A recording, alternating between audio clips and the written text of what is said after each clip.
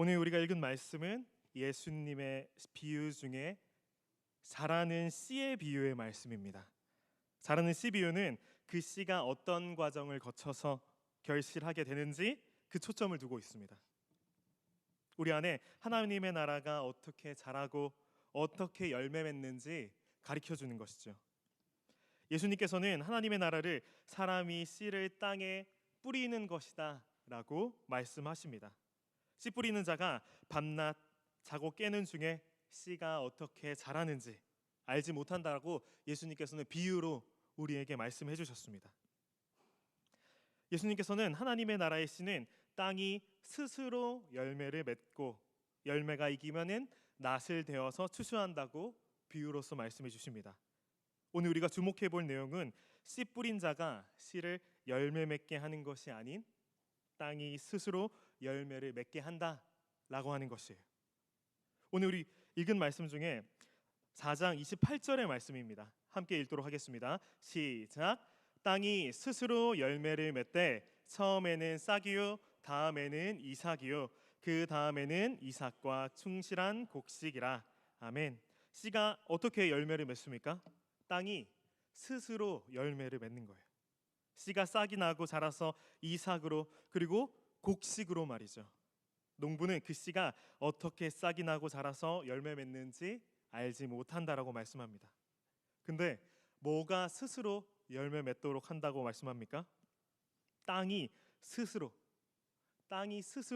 열매를 맺는다라고 말씀하십니다.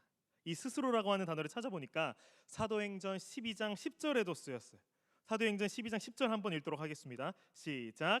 이에 첫째와 둘째 파수를 지나 시내 곧 통한 쇠문에 이르니 문이 저절로 열리는지라.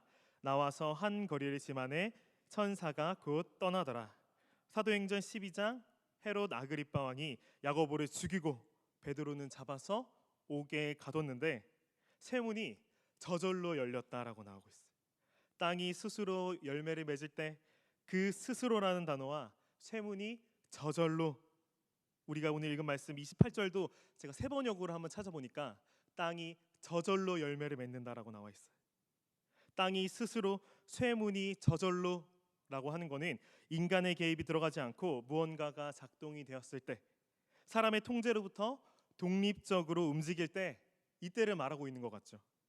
우리는 땅이 스스로 열매 맺고 그리고 베드로 앞에 쇠문이 저절로 열릴 때, 인간의 개입이 아닌 독자적으로 움직인, 우리는 이걸 보니까 누가 봐도 어떤 분의 일하심인 걸 우리 분명히 알 수 있잖아요.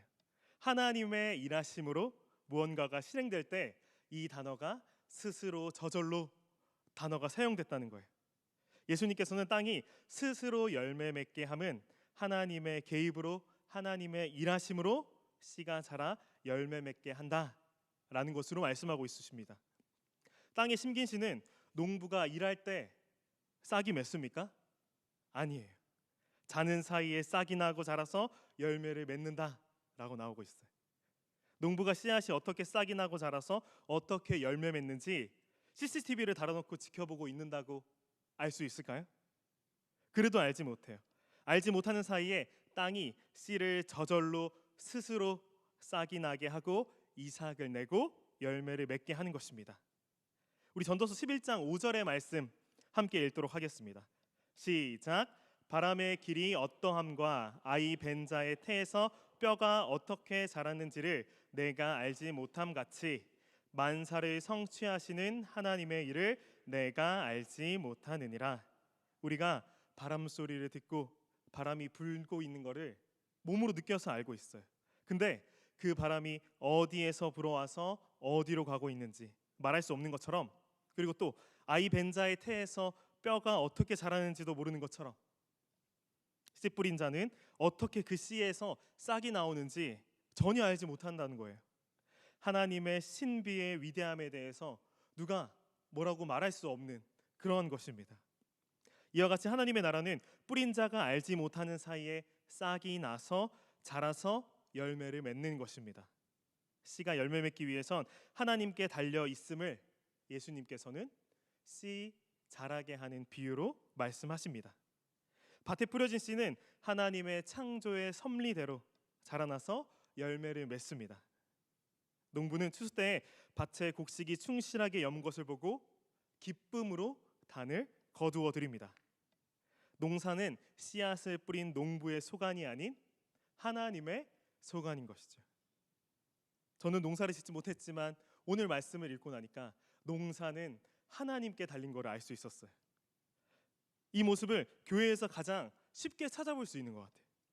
하나님의 나라를 전하는 주의 사자들이 복음을 전한 후에 한 사람 한 사람 전화하면서 믿음이 크고 있는지, 믿음이 잘 자라고 있는지 일일이 삶을 검사하고 평가하고 CCTV를 달아놓아 일거수일투족을 지켜보는 그런 모습을 보이고 있나요?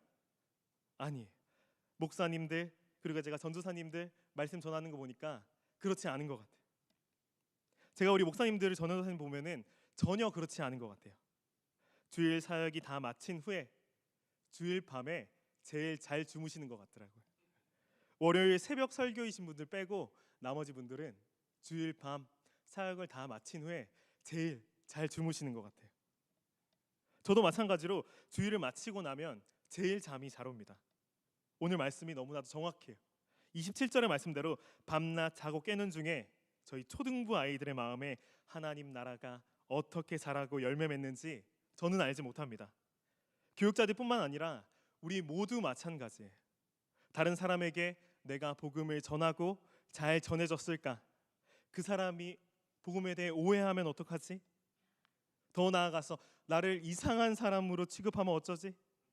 그 사람이랑 관계가 조금 서먹서먹해지면 어떡하지?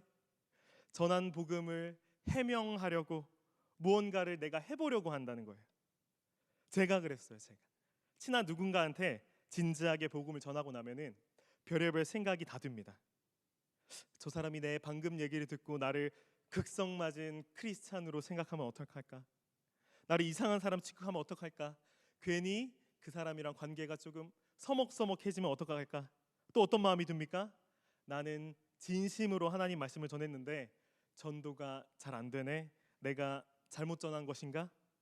나 때문에 교회를 그리고 크리스찬들이 더 싫어하면 어떡하지? 라고 하는 많은 생각이 든다는 거예요. 하지만 오늘 말씀은 우리는 그 일을 했다고 해서 그 결실을 사람이 바로 보지 못함을 말씀하십니다. 하나님께서 우리가 심은 복음이 자라나게 하여서 때가 되면은 결실을 맺게 하실 것을 예수님께서는 말씀해주고 계시는 거예요. 또 우리는 수고의 결실을 즉시 얻지 못하더라도 낙심하지 말고 마치 씨앗을 심은 농부가 추수의 결실을 바라보면서 날마다 맡은 일을 힘써 수고하듯이 하나님을 온전히 의지하고 열심을 갖고 수고하는 자세를 우리는 가져야 합니다. 열매 맺게 하는 일은 땅이 스스로 하듯이, 땅이 저절로 열매 맺게 하듯이 하나님께서 하십니다. 그러면 우리는 뭘 해야 합니까? 우리는 다만 그 하나님의 나라를, 복음을 사람들에게 심고 물 주며 가꾸는 일만 할 수 있을 뿐입니다. 고린도전서 3장 5절에서 7절 모두가 아시는 그 말씀의 내용인데, 아볼로는 무엇이고 바울은 무엇이뇨? 저희는 주께서 각각 주신 너희로 하여금 믿게 한 사역자들이니라. 나는 심었고 아볼로는 물을 주었으되 오직 하나님은 자라나게 하셨나니 그런즉 심는 이나 물 주는 이는 아무것도 아니로되 오직 자라게 하시는 하나님뿐이니라 라고 했습니다. 이 말씀은 사도 바울이 당시 고린도 교회에 자기들을 인도하고 섬겨 주었던 스승을 따라서 서로 파당을 지어서 분쟁할 때 보낸 편지예요. 그런데 바울은 이런 그들을 향해서 아볼로나 바울 자신은 아무것도 아니다라고 말씀하고 있습니다. 주께서 각각 자신들에게 주신 은사대로 너희로 믿게 한 사역자들에 불과하다는 거예요. 바울 자신은 심었고 아볼로는 물을 주었을 뿐이라는 것입니다. 자라나게 하신 분은 오직 하나님이시라는 거예요.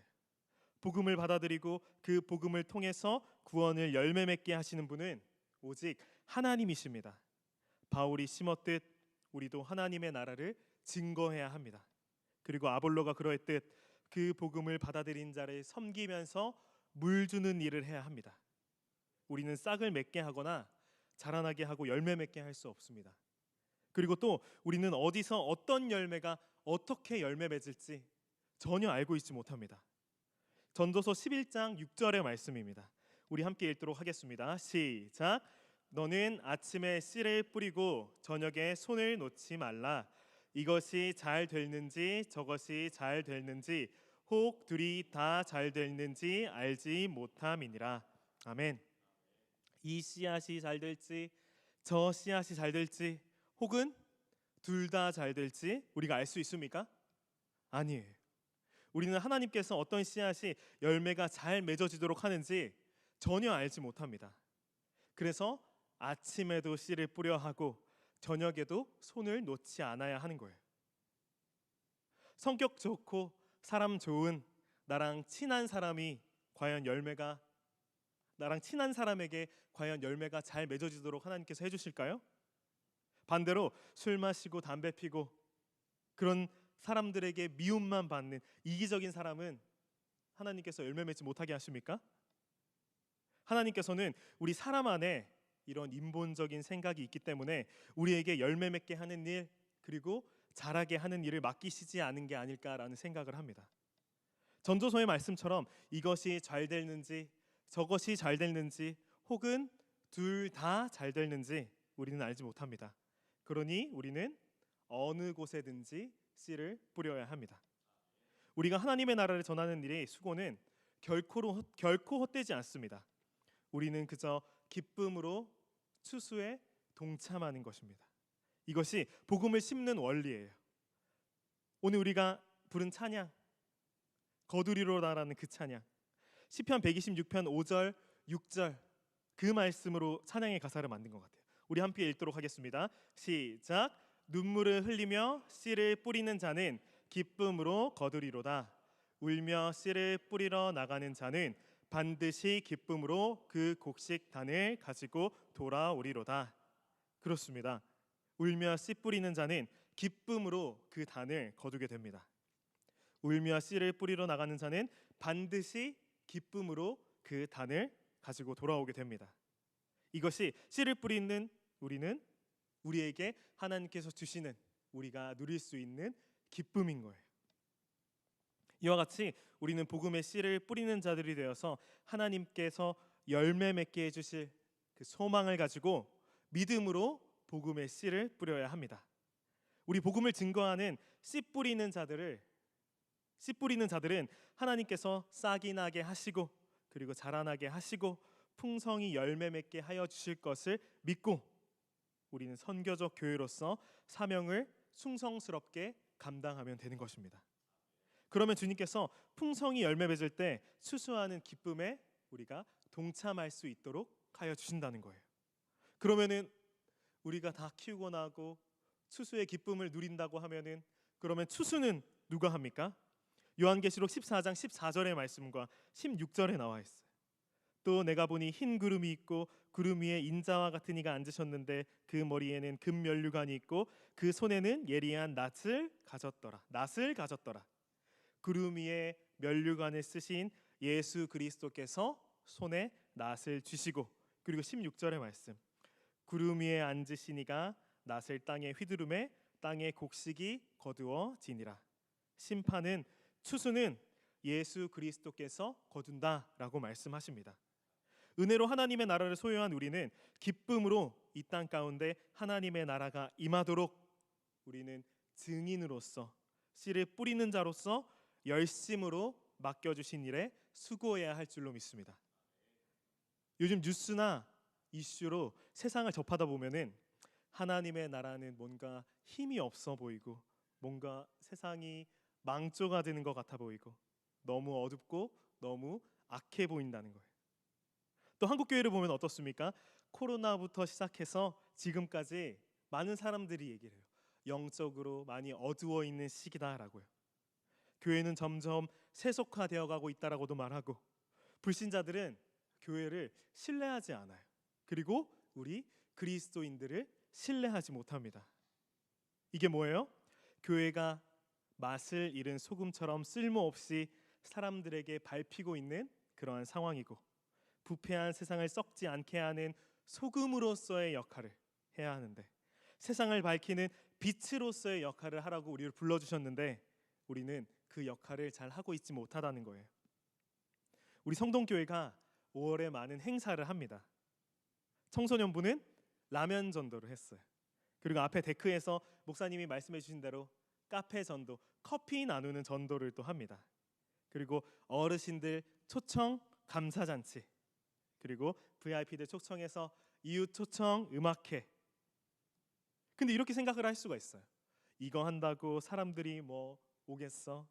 교회가 이렇게 어려운 시기라고 하는데 우리가 뭐 한다고 발버둥 친다고 뭐라도 좀 되겠어? 세상이 바뀌겠어? 우리의 눈으로 볼 때는 하나님의 나라는 점점 망하려는 것처럼 보인다니까요. 아무것도 해내지 못할 것 같아 보인다니까요. 그러나 이 어둡고 패역한 시대에 복음의 씨가 심겨진 한 사람에게도 하나님께서 일하여서 씨가 열매 맺게 해주시고, 그리고 우리 문현동에도 하나님께서 열매 맺게 해주시고, 그리고 한국교회도 누가 열매 맺게 해주세요? 하나님께서 열매 맺게 해주시고, 하나님께서는 하나님의 나라의 씨가 자라서 열매 맺게 해주실 줄 믿습니다. 우리 사람의 눈으로 볼 때 심겨진 씨가 싹이 나지 않고 자라지 않는 것처럼 보이니까 씨가 안 자랄까 봐 전전긍긍하고 더러운 세상에 썩어 없어질 부질없는 일이 될까 걱정하지만 심겨진 그 복음의 씨가 싹이 나고 자라서 열매 맺을 것을 믿어야 합니다. 우리는 어떻게 믿을 수 있습니까? 우리가 하는 게 아니라 하나님께서 자라게 하시고 열매 맺게 하여 주신다고 하셨기 때문에 우리는 믿을 수 있는 거예요.